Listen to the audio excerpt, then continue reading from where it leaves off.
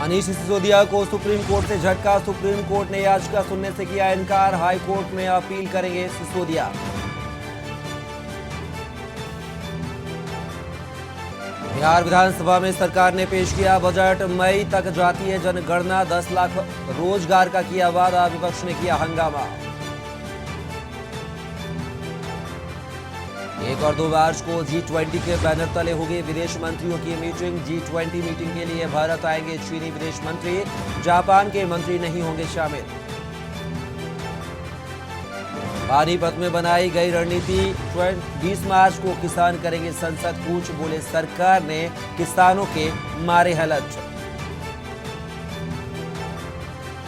2 दिन पहले कश्मीरी पंडित की हत्या करने वाला ढेर। सुरक्षा बलों ने अवंतीपोरा में अब तक 2 आतंकी मारे गए, 1 जवान शहीद।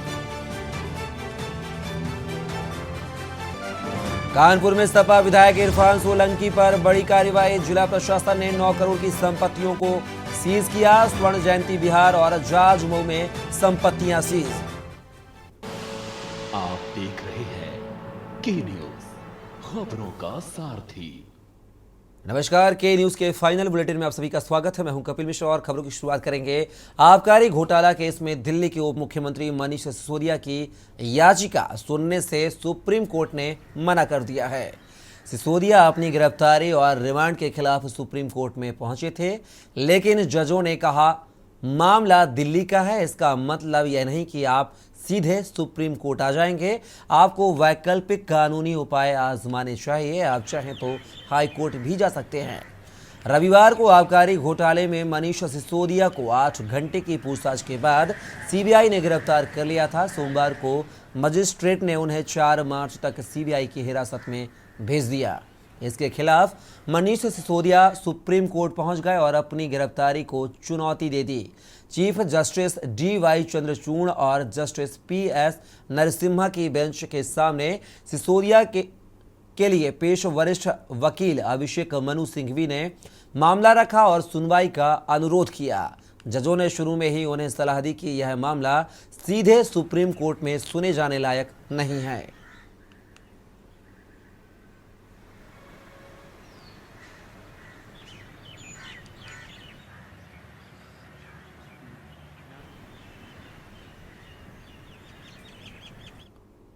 आबकारी नीति में कथित भ्रष्टाचार के मामले में मनीष सिसोदिया की गिरफ्तारी के बाद दिल्ली की राजनीति में भूचाल आ गया है। मंगलवार को मनीष सिसोदिया ने जमानत के लिए सुप्रीम कोर्ट का दरवाजा खटखटाया, लेकिन वहां से भी उन्हें कोई राहत नहीं मिली। इसी बीच मनीष सिसोदिया और सत्येंद्र जैन ने कैबिनेट से इस्तीफा दे दिया है, जिसके बाद आम आदमी पार्टी की तरफ से सौरभ भारद्वाज ने प्रेस कॉन्फ्रेंस करते हुए पूरा मामला मीडिया के सामने रखा और साफ किया कि दिल्ली सरकार में अब 2 नए मंत्री बनाए जाएंगे। कैबिनेट में दोनों नए मंत्रियों को जगह दी जाएगी, जो सिसोदिया और सत्येंद्र जैन के इस्तीफे के बाद खाली हुई हैं।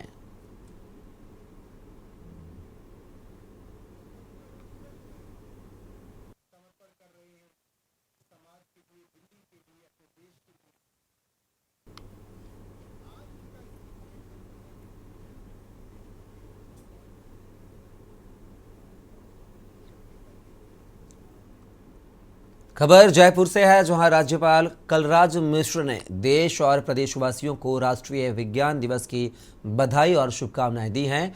उन्होंने इस अवसर पर कहा कि विज्ञान दिवस पर हम सभी को जीवन के सभी क्षेत्रों में वैज्ञानिक दृष्टि के साथ काम करने के साथ ही भारतीय भाषाओं में विज्ञान प्रसार के लिए मिलकर कार्य करने का संकल्प लेना चाहिए। राज्यपाल कलराज मिश्र ने मंगलवार को राजभवन में विज्ञान एवं प्रौद्योगिकी विभाग के अतिरिक्त मुख्य सचिव संदीप वर्मा ने भी मुलाकात की। उन्होंने राज्यपाल को विज्ञान दिवस पर प्रदेश में विज्ञान प्रसार के संदर्भ में होने वाली विभिन्न आयोजनों के बारे में जानकारी दी। महानिदेशक पुलिस उमेश मिश्रा के राष्ट्रीय विज्ञान दिवस के अवसर पर अतिरिक्त मुख्य सचिव विज्ञान व तकनीकी संदीप वर्मा ने भी बेज लगाया।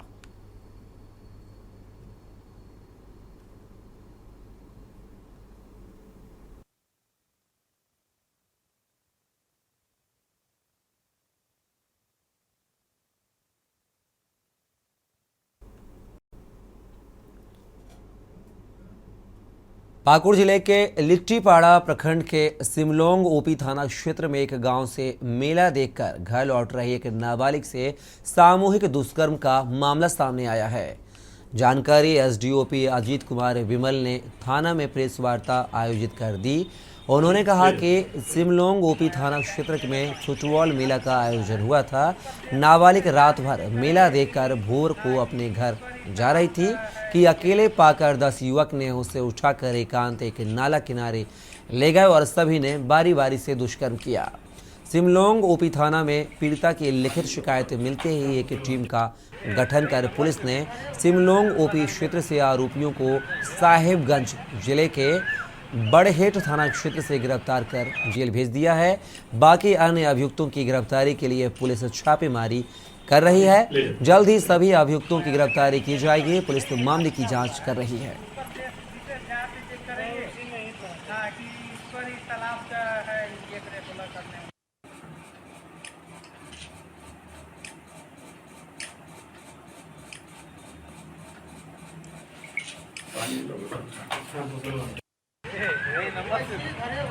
पूरा गाड़ी ले रहा है।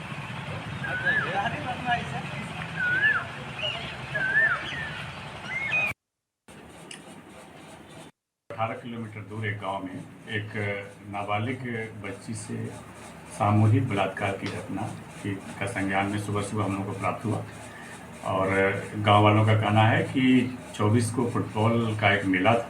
वहां से मॉर्निंग में लड़की निकल रही थी तो 8-10 लड़के मनचले लड़के उस लड़की को उठाकर जंगल की ओर ले गए और उसके साथ बारी बारी से सामूहिक बलात्कार किया। इसका संज्ञान लेकिन पुलिस को आज 27 को सुबह प्राप्त हुई। जैसे ही पुलिस को प्राप्त हुई वैसे हम लोगों ने एक छापामारी टीम का गठन किया और उसमें से शामिल एक लड़के को पहले हम लोगों ने अरेस्ट किया। उसके बाद फिर से जब हम लोगों ने उसका अनुसंधान किया और एक दूसरी छापामारी टीम हमारी बरहेट क्षेत्र में जाकर के 3 और अभियुक्तों को गिरफ्तार करने में सफलता प्राप्त की। झारखंड विधानसभा के बजट सत्र के दूसरे दिन राज्यपाल के अभिभाषण पर आज सदन में नियोजन नीति, पुराना पेंशन योजना, ईडी के द्वारा किए गए भ्रष्टाचार के खुलासे सहित अन्य मुद्दों पर सत्ता पक्ष और विपक्ष के विधायकों के बीच जमकर हमले किए गए। सत्ता पक्ष की ओर से सदन के अंदर चर्चा। झारखंड मुक्ति मोर्चा विधायक सरफराज अहमद ने सरकार के पक्ष में राज्यपाल का समर्थन करते हुए अपने अभिभाषण में कहा कि कर्मचारियों के लिए पुरानी पेंशन योजना, युवाओं के लिए स्वरोजगार हेतु 25 लाख तक का ऋण योजना, 100 यूनिट मुफ्त बिजली, किसानों के लिए कई योजनाएं सहित ऋण माफी, किसान क्रेडिट कार्ड आदि योजनाएं झारखंड सरकार की उपलब्धियां हैं। भाजपा विधायक विरंची नारायण ने राज्यपाल के अभिभाषण पर चर्चा करते हुए कहा कि वर्तमान सरकार ने झूठ का पुलिंदा राज्यपाल महोदय को पढ़वाया है। अस्थायी होने से राज्य जब बढ़ेगा आगे तो राज्य के लोग भी बढ़ेंगे आगे। इस सोच के साथ बजट आना चाहिए। बेमेतरा जिला चौकी चंदनू अंतर्गत ग्राम खमरिया में एक ही परिवार के 9 सदस्य फूड पॉइजनिंग के शिकार हो गए, जिसमें से एक 38 वर्षीय युवक व बच्चे शामिल हैं, जिसे गंभीर हालत में जिला अस्पताल में भर्ती कराया गया है, जहां उपचार जारी है। गौरतलब है कि ग्राम खमरिया के एक पटेल परिवार के घर में बड़े बुजुर्ग की मृत्यु हुई है। इस शोक कार्यक्रम के चलते परिवार के सभी सदस्यों ने रात्रि में सामूहिक रूप से पारिवारिक भोज किया था, जिसके बाद तड़के सुबह 1 के बाद एक परिवार के सदस्यों को पेट में दर्द और उल्टी दस्त होने लगे, जिसे परिजनों ने आनन फानन में 108 की मदद से मरीजों को जिला अस्पताल में भर्ती कराया, जहां मरीजों का उपचार चल रहा है। वहीं उपचार पश्चात मरीजों की स्थिति स्थिर बताई जा रही है।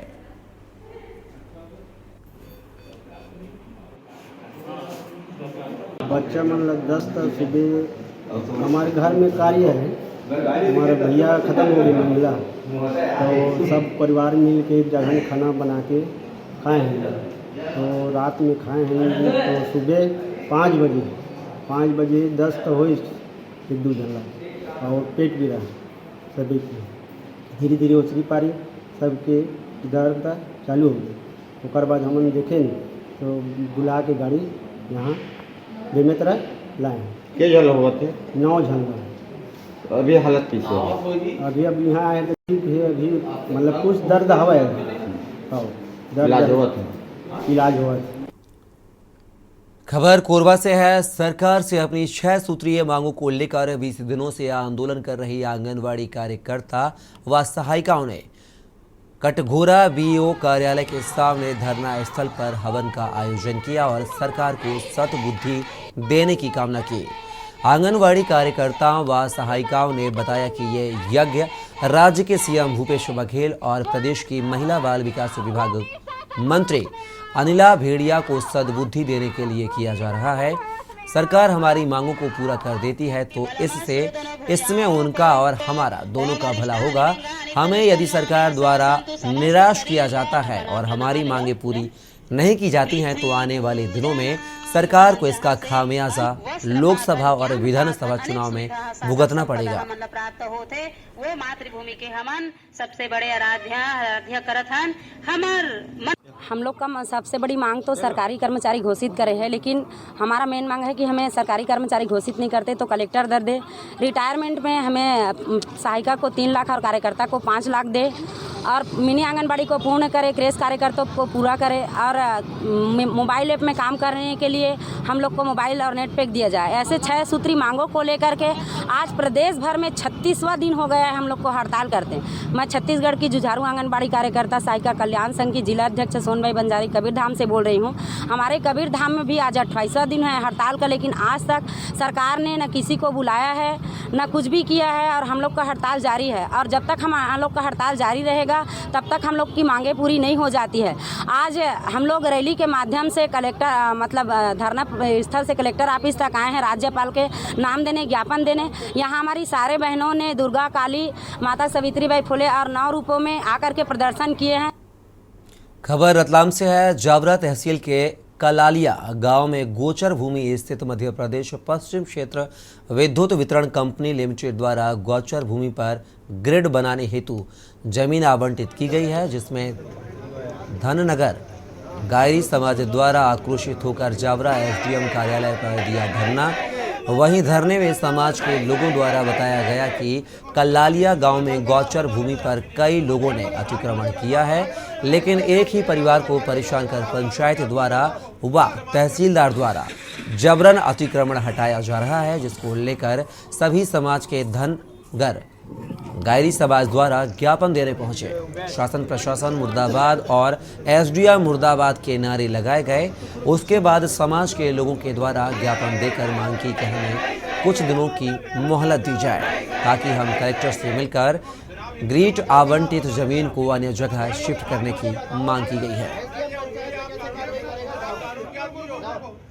मुद्दा ये था कि कलालिया गांव में धनगर गायरी समाज की जो ज़मीन थी उस पर प्रशासन का आज बुलडोजर चलाए बिना वजह। वहाँ पर गोचर की ज़मीन है, वहाँ ऐसा कोई ग्रिड व्रिड नहीं बन रहा है। ये प्रशासन की चाल है और कहीं ना कहीं किसी के इशारे पर ये एसडीएम और ये गायरी समाज को दबाया जा रहा है।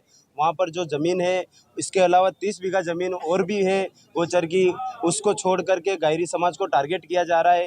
कहीं ना कहीं किसी के इशारे पर काम कर रहे हैं और गायरी समाज को ये वोट में बांटने की जो बात कह रहे हैं, ये कह रहे हैं कि गायरी समाज को विधायक और सांसद को कोई फर्क पड़ने वाला नहीं है। तहसील के कलालिया गाँव की घटना है।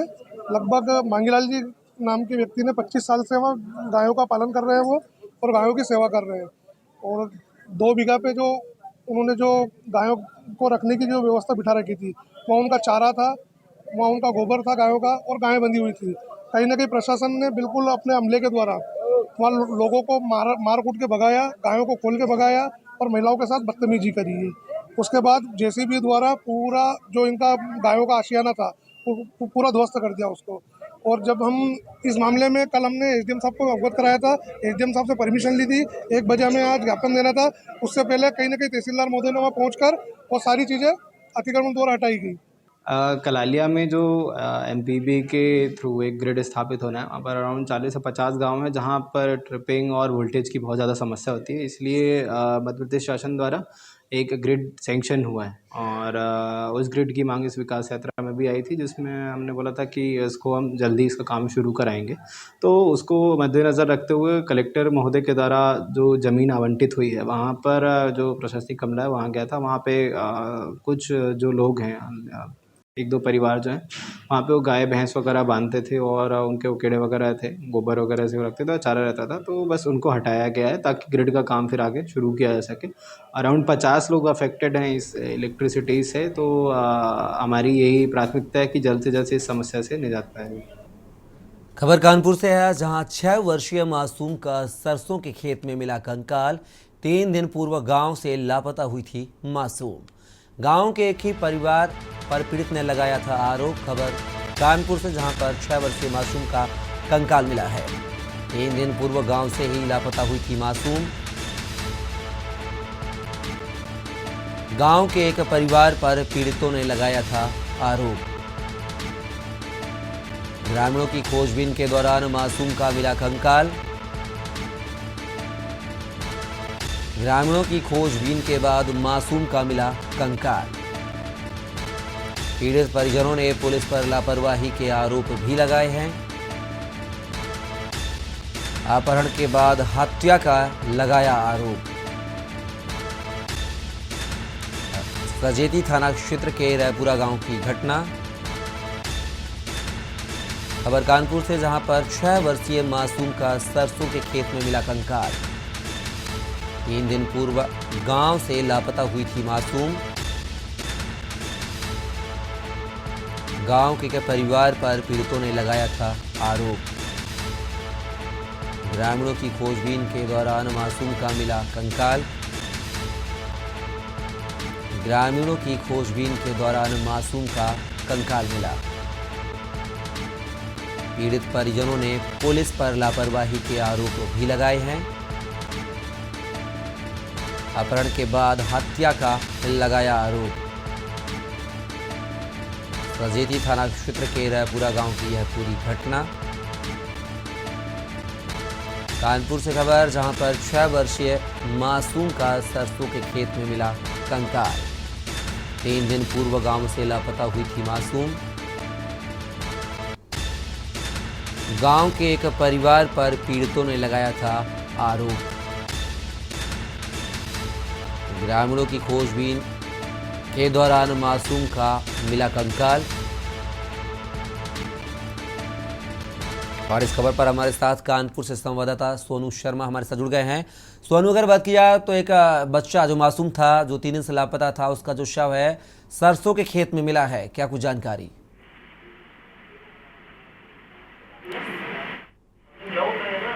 सोनू, आवाज आ रही है? सोनू, आपको मेरी आवाज मिल रही है क्या? शायद हमारा संपर्क स्थापित नहीं हो पा रहा है। तो खबर आपको कानपुर से बता रहे हैं, जहां पर 3 दिन पूर्व गांव से एक जो मासूम है लापता हुई थी। गांव के एक परिवार पर पीड़ितों ने आरोप भी लगाया था। आज 3 दिन बाद जो है मासूम का शव सरसों के खेत से बरामद हुआ है।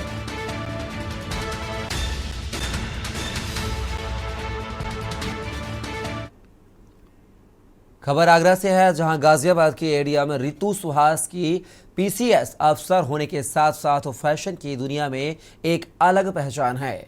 वर्ष 2019 में रितु सुहास मिस इंडिया का खिताब भी अपने नाम कर चुकी हैं। इन दिनों बिल्कुल अलग अंदाज में एडीएम रितु सुहास इंटरनेट पर छाई हुई हैं। गाजियाबाद में सुरक्षा घेरे में चलने वाली एडीएम रितु सुहास आगरा में रैंप वॉक करती हुई नजर आई। ताज महोत्सव के दौरान आयोजित हुए फैशन शो में 5000 साल पुरानी फैब्रिक की परंपरा की झलक दिखाई दी। गुजरात के कच्छ का काला कॉटन, हरियाणा का रेजा, झारखंड का परिहन फैब्रिक समेत विभिन्न राज्यों के परिधान पहनकर तकरीबन 100 से अधिक मॉडल रैंप पर उतरी थी। इनका नेतृत्व गाजियाबाद की एडीएम रितु सुहास की तरफ से किया गया था। फैशन शो के दौरान मॉडल्स ने विभिन्न राज्यों से आए फैशन डिजाइनर्स के वेशभूषा को प्रदर्शित किया। इसी दौरान रितु सुहास भी रैंप वॉक कर जलवा बिखेरा। रितु सुहास ने बताया कि ताज महोत्सव के 6ठे दिन परिधान शो का आयोजन हुआ है, जिसमें देश के विभिन्न राज्यों से आए बुनकरों ने अपने उत्पाद प्रदर्शित किए। ताज महोत्सव में फैशन शो के दौरान एडीएम रितु सुहास ने कोयम्बटूर की फैशन डिजाइनर कविता द्वारा डिजाइन की गई ड्रेस को पहनकर रैंप वॉक किया।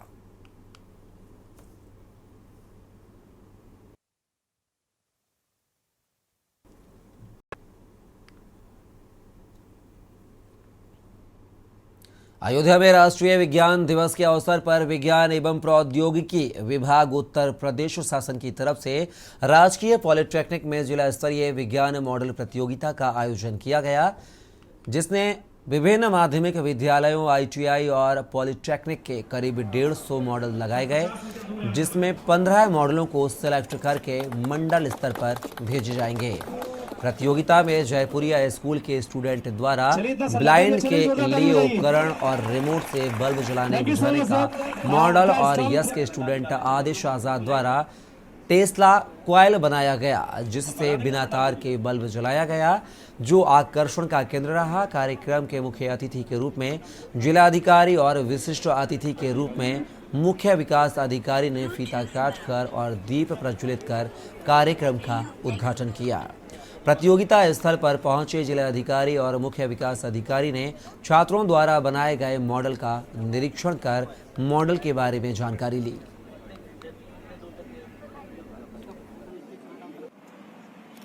सबसे जो विज्ञान प्रदर्शनी है, इसका आयोजन का उद्देश्य होता है कि वैज्ञानिक मनोवृत्ति का विकास होना, कि जब हम चीज़ों को समझते हैं, पढ़ते हैं, तभी आप कुछ निर्माण कर सकते हैं। तो इस मॉडल के द्वारा बच्चों ने प्रस्तुतिकरण दिया है कि किस तरीके से सब्जेक्ट है, विषय वस्तु को कैसे आप प्रायोगिक धरातल पे उतार सकते हैं और उसका प्रयोग में कैसे यूज किया जा सकता है, उसका कैसे इम्प्लीकेशंस हो सकते हैं, कैसे उसका स्केल अप करके आप उसको सोसाइटी के लिए लाभ प्राप्त कर सकते हैं। ये बहुत महत्व है और यहाँ पे बहुत बच्चों ने बहुत क्रिएटिव रूप से बनाया है, मॉडल्स बहुत अच्छे बनाए हैं और ये उनके तार्किक क्षमता को दिखाता है कि कैसे बच्चे जो रट के पढ़ सकते हैं वो ऐसा नहीं बना सकते हैं।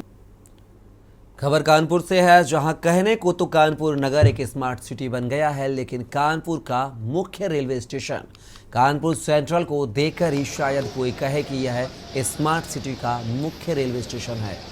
कानपुर सेंट्रल में चारों तरफ गंदगी का अंबार लगा पड़ा है, जिस कारण यात्री गंदगी से होकर गुजरने को मजबूर हैं।